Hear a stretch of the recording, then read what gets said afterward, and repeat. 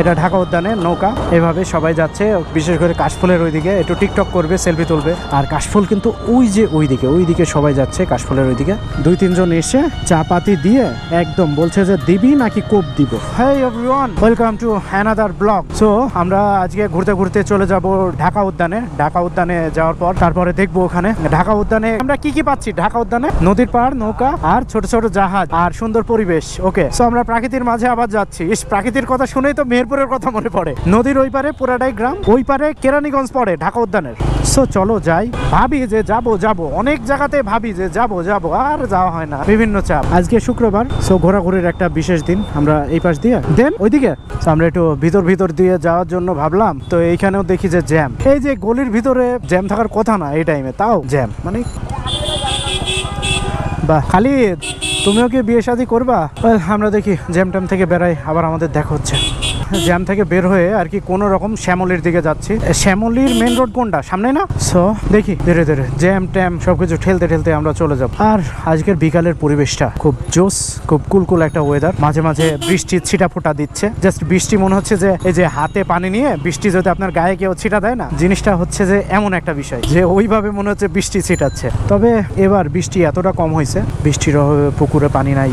So পানিটা প্রচুর জরুরি ছিল। এখন বিভিন্ন ফসল, যেমন কিছুদিন পরে আবার গম লাগাবে, কি আর করার। আল্লাহ সব জেলাতে বৃষ্টি দিক এবং ফসলগুলো আমাদের ভালোভাবে ফলুক। এই বছরটা এমনিতেই অনেক কষ্টের ভিতরে যাচ্ছে, কারণ জিনিসপাতির ঊর্ধ্বগতি। এই আর কি ঢাকা শহরের অবস্থা। কাটা একটু পাইছে কিনা, সাইকেল এমন আড়াআড়ি ঢোকাই দিচ্ছে যে কেউ আসবে কি আসবে না ওইটা দেখারও টাইম নাই। এটা কিছু হইলো? এইখানে অল টাইম জ্যাম থাকে না। এই যে টোকিও স্কোয়ার, এটা খুব পপুলার একটা জায়গা। এটা হচ্ছে শ্যামলির দিকে, পাশেই হচ্ছে জাপান গার্ডেন সিটি। তবে জাপান গার্ডেন সিটিতে আসছি, ভিতরেও গেছি। ও রে মাথা, আমি এই কারণে গাড়ি টাড়ি অন্য কিছুতে যতটা না ভয় পাই, এই রিক্সাদের এই ডোজ মারার যে আকায় বাকায় যাওয়ার যে বিষয়টা। আর রিক্সা তো একটুখানি না, এটা তো ভালো জায়গা লাগে রাস্তায় চলতে। এই যে হ্যালো মামা, দিকে আগে কিন্তু থাকতাম ওই যে নবোদয়ের ওইদিকে, প্রচুর বাসা আগে থেকে। আমি যখন ছিলাম তখনই মনে করো যে আমাদের ঢাকা উদ্যান এই দিক দিয়ে শর্টকাট। ও আচ্ছা, একটাই রাস্তা। তো আজকে একটু দ্রুত চালানোর চেষ্টা করছি, দ্রুত যাওয়ার। মানে দ্রুত বলতে অত হাই স্পিড না, আমি হাই স্পিডের পক্ষেও না। মানে মোটামুটি যতটাই আমি আমার বাইকটা কন্ট্রোল রাখতে পারবো। এদিকে একটা গাড়ি আসছে, ওই জন্য বাইকটা ঢোকানো যাবে না, ঢোকালে আবার জ্যাম বাঁধাতে যাবে আমার জন্য। জিনিসটা কি, কেউ কাউকে ছাড় দিয়ে চলতে চায় না, তো এই জন্য আরো ঢাকা শহরে একটু বেশি জ্যাম লেগে যায়, যে সবাই আগে যাওয়ার চিন্তা। এই কাদার রোডে আসলেই আমার এই সিবিআর বাইকটা নিয়ে মানে ভয়ে থাকি।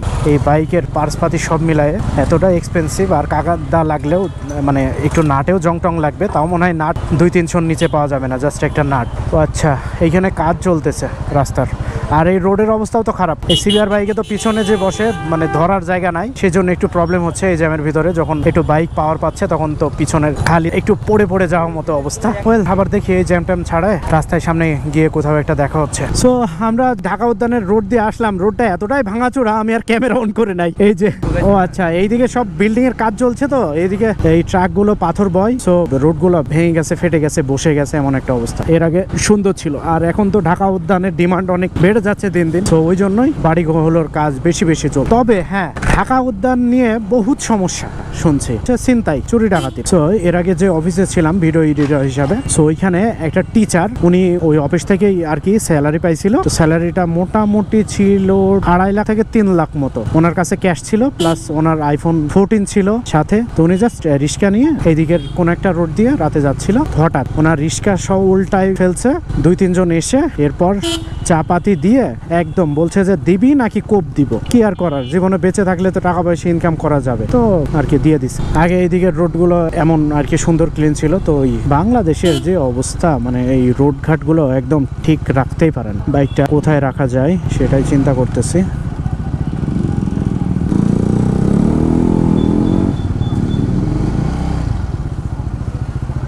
আমরা বাইকটা এখানে সুন্দর মতো পার্কিং করে রাখি। তো আমরা চলে আসছি, এই সামনে কিন্তু নদী। বাইকের অবশ্যই ঢাকা শহরে লক করতে কখনো ভোলা যাবে না এই জিনিসটা। আর ডিস্ক লক তো সব থেকে বেটার, মানে ডিস্ক লক বেটার এই জন্য ডিস্কটা ভাঙতে বা ডিস্কটা খুলতে একটু টাইম লাগে। সোয়েল, এখন আমরা ধীরে ধীরে সেই ওই পাশে কি যাবা না? ওই পাশে তো এখন যাওয়া যাবে না, যাবো আমরা অন্য কোনো একদিন। আচ্ছা, আমরা একদিন দিয়াবাড়িতে যাবো। দিয়াবাড়িতে নেক্সট কাশফুল ওইদিকে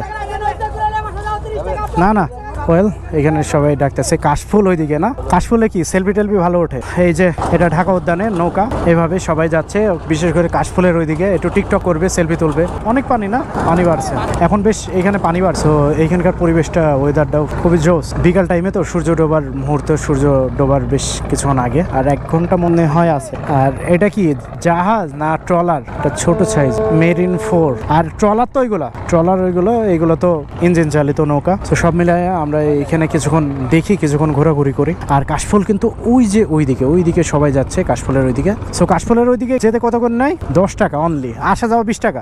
একটু ডিমান্ড বেশি, তাই এখন 5 টাকা বেশি হইতে পারে, বাট ওটা আশা করি কারোর বাদবে না। এরা কি পার্সোনালি ঘুরতে গেছিল নাকি নৌকায় একে একে দিয়ে? কি কাশফুল নিয়ে আসছে, কাশফুল হাতে ফুল। আজকে কি প্রপোজ ডে ছিল? ও আজকে ক্ষমা ডে। ও আচ্ছা, এইটাতে বালু কি নিচেও থাকে নাকি ওই মাছের অংশতেই?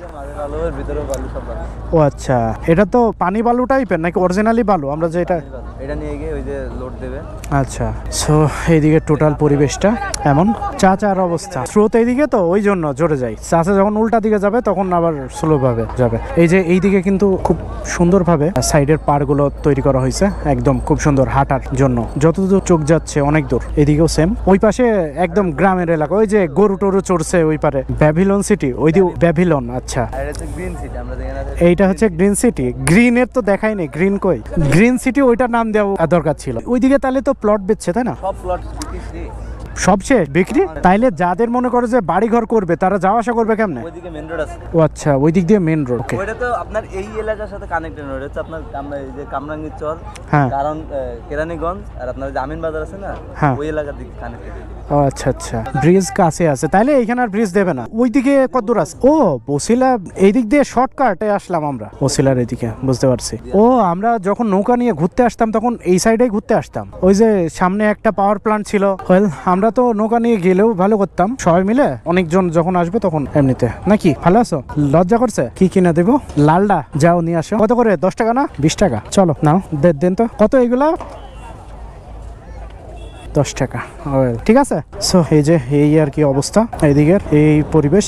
জায়গাটা খুব সুন্দর। মাঝে মাঝে চলে আসবো, মাঝে মাঝে এইখানে আর কি ফার্স্ট টাইম আসলাম, ফার্স্ট টাইমে ব্লগ করতে করতে। সো মাঝে মাঝে যখন চলে আসবো, অনেক ভালো লাগার একটা জায়গা। মামার কি নৌকা এটা? কত করে ঘন্টা বা কেমনে কি নাও? 1200 ঘন্টা? এত? যে ওই নৌকাগুলো 300। আর এইগুলো বড় তো, এগুলো তো সবাই অনেকে মিলে যায়। আর এক ডে পার ডে পিকনিকে যায় না?